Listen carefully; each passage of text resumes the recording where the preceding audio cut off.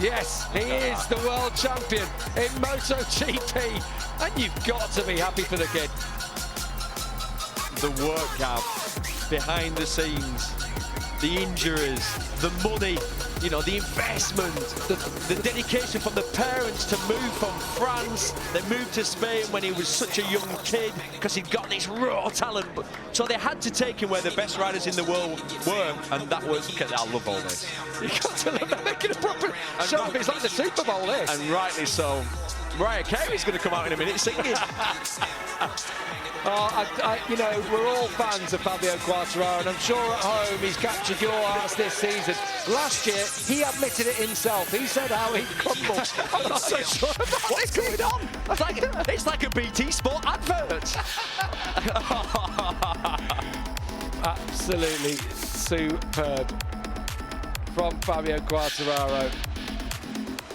You know, he's a new generation of rider in this sport. Came into MotoGP as a teenager, and he's gone on to win the title 3 years later, or 3 seasons later at least.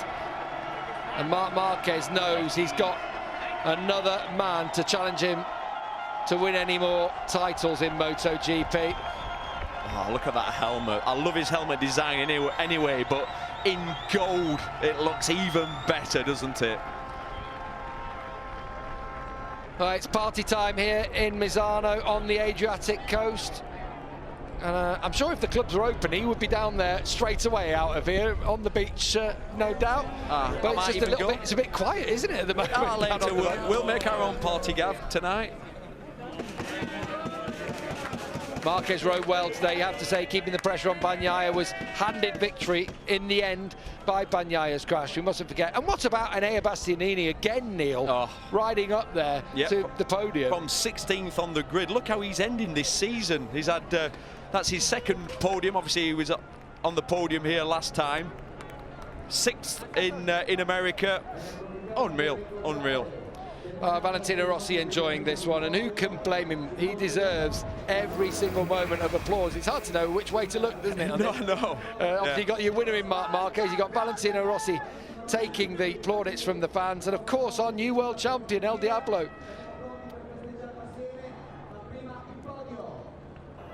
No, he ain't gonna throw that in. Someone is about to have the souvenir of a lifetime there. Oh my, I cannot believe he's done that. Rossi never throws helmets in. That's a real special thing. Can you imagine that? What? Fantastic, what a beautiful gesture. Yeah, that one. I can't believe there wasn't a scrap for that. Well, you know there will be. There will be. It's going on right now. Thankfully, they cut away from it. That's the main thing. I'm sorry, ladies and gentlemen, if we sound a little bit giddy in the commentary box, but... Yeah, you know what? Good things happen to good people, don't they? And Fabio Quartararo is one of those. You say about everything that they've sacrificed over the years, it almost didn't happen. It almost... his dream was fading at one point. You know, he struggled. He never took that win until he went up into Moto2 and actually had to switch teams. 4 different teams in his first 4 years in this championship.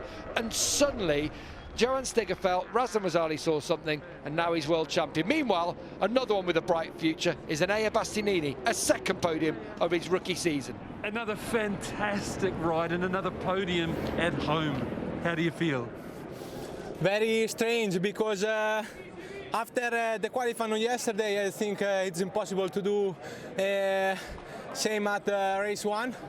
But at the end, I pushed a lot in the last part of the race, and my paces was really nice, like the first Misano, and it's incredible. After I think it's crash Pecco, and from 5 I'm go in 4th place.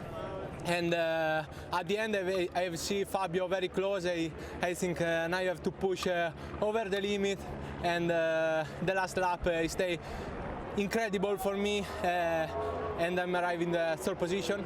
It's a very strange podium for me. And congratulations. Thank you. Yeah, big congratulations to Enea Bastianini. He had to go for it, and he did. And Fabio Quartararo from this position. He had a little worry. He almost was, I think, a bit surprised to see Enea on the inside there, legs flapping all about like a squid on top of the bike. Well, he sort of then, Quartararo ran into a roadblock there at that point and did the right thing, got out of the throttle, and then there's no way past. And then you honestly, believe this or not, for this split second you'll have been angry. Yeah. And then headed towards the last corner and thought, I think I'll take the world title. That'll do. It's a nice exchange, isn't it? A podium for Bastianini, a title for Quartararo. Valentino Rossi, every single marshal wants a piece of his skin, don't they, as he rides past. The Paul Espargaro, first podium for him in his first year with Repsol Honda. Alberto told us yesterday that if it was dry, you were strong, and you showed it. Did you know you could do that going into the race? Well, more or less I knew my pace coming from the test, but today the track was a little bit more tricky. I don't know, on the rear tire I didn't feel so good on the stopping, and I was struggling mostly part of the race, but then when I could overtake Miguel, I just put my rhythm. Unluckily, I lose Bagnaia and Marc so early in the race, and I couldn't follow them, and then I was completely alone, you know, in between them and Miguel. But I was keep doing my rhythm comfortably, and then by the tension, I started to have pump. When I saw that it was 7-8 laps remaining by the end, and I was in that podium, I was so much on tension, and I couldn't even brake, and I was just wanted to finish the race in that position. So super pleased, super happy for the team. P1 and P2, that's amazing, but especially, you know, Takeo, all the crew that has been working huge to make that possible. I'm happy for me, but more happy for them. Great job, Paul. Thank you. Congratulations. Thank you. As if to back up how competitive MotoGP is this year, Paul is the 15th different rider to step on the podium this season. We've had 8 different winners this year. Marc Marquez taking his 3rd victory, but that's the first time for Paul Espargaro. I'm sure we just saw this. I'm sure we've seen this before, unless Ross is on his 2nd lap round. Yeah, he's going round. Do you know what? If anyone deserves to, he does. Valentino look should at that be from 20. Pecco Bagnaia. You've got to love that, haven't you? All of Ducati coming down. Jack Miller, who is pals with Fabio Quartararo, I'll point out, really big pals. Down there with Paolo Ciabatti. That's lovely. From Ducati, gracious in defeat on home soil. Which is what you would expect, because we know the individuals there. Yeah, yeah. Zarco. And Zarco will be delighted to see his pal step up as world champion. He'll go onto the podium after the other riders do so. Lynn Jarvis there to celebrate with Fabio Quartararo. No podium for him today. He won't care. The Petronas team, Sepang Racing team, they brought him into MotoGP. They gave him this opportunity. Ricky from Ayrton, they're having to get out of the way as the burnout. Do you know, I love an old school burnout. You don't see as many nowadays because it's not very good for the engine. With the engine rules, you can't. He doesn't care now. When you've won a world title, you can do what you want. There'll be no fines being given out. Yeah, absolutely. Absolutely. Marc Elder down there with Fabio. It's been a great performance from 15th on the grid, and he'll hit again the emotions because this is a team sport, and he knows how much his team have been behind him this year. I love that consolation as well from Valentino Rossi down to Pecco Bagnaia. He's been there, and I'm sure his words of advice will set Pecco in good stead for the future.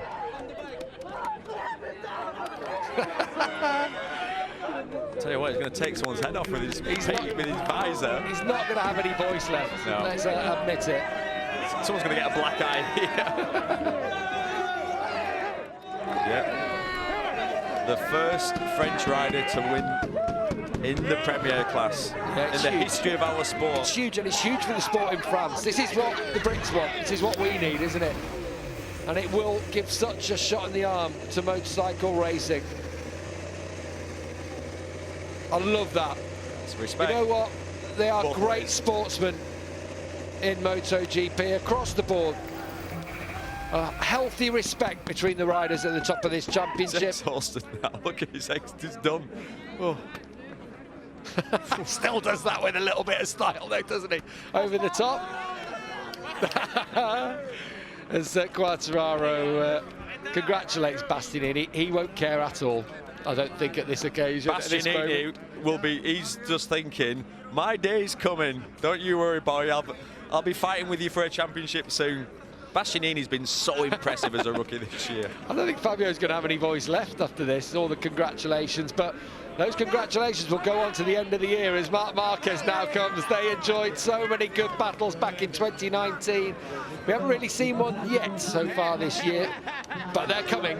We'll see a few next year, if not for the rest of this season. There's in the 2 races we've got remaining. I love the fact that he's a showman too, Fabio. It's so good for our sport to see a young lad like him on top of the world. And now we've got another world champion. If you think Mir's out there, he's out there too with Marc Marquez. If Valentino Rossi's making way, what a field in MotoGP we have got heading into 2022. Still 2 more races to go. Don't forget Portimao in a couple of weeks' time, and the finale at Valencia. We're still Moto2 and Moto3 to be decided, of course. This was the moment. This was Fabio the moment. Quartararo won the World Championship effectively. And I didn't think it was going to happen. I thought this man had got it covered, but like I say, it was just breaking Marquez's spirit and didn't pay the respect Turn 15 deserves. And we've seen throughout, well, the last 2 times we've raced here, well, every time we come here, there's an issue on this corner with the left-hand side of the tyre losing a bit of temperature. You basically have to race this track so different. You race all the track at 1 speed, then you get to that corner and you've got to go through there at about 80%. Meanwhile, back-to-back wins for Marc Marquez in MotoGP. You have to say, he is back. Marc, yes, Pecco fell off, but to keep the pressure on him here, where he's so brilliantly fast, at a track that's not left hand, I think it's my favourite ride of yours of the year. What do you think of it? It's the most important of the year, this one. I mean, winning a right corner circuit was the corners and the circuits that I struggled a lot this year, and still I'm struggling a bit, but it's the progress, it's the evolution, and it's something special. I mean, it's something that will give to me a lot of confidence for these next 2 races, but especially for the winter time, to be more calm, to be patient, and yeah, with the time everything is going in a good way. So this is the most important. Today the pace was unreal on the race. I mean, Pecco was riding super fast. When I saw the 32 low, I mean, I don't know how I was able to stay there, but in the lap when I give up, because I saw that he was extremely fast on that lap, then he crashed. It's true that I was putting pressure to him, but Pecco was the fastest rider on the track today. Apart of that, today is not my day, it's the day of Fabio. I want to congratulate him. He deserved, he did an incredible season, an incredible job. So congrats Fabio, Yamaha team, and yeah, we will try to put some difficulties next year to hit. Impressive, Marc. Congratulations. Thank you very much. Bye, bye, bye, bye.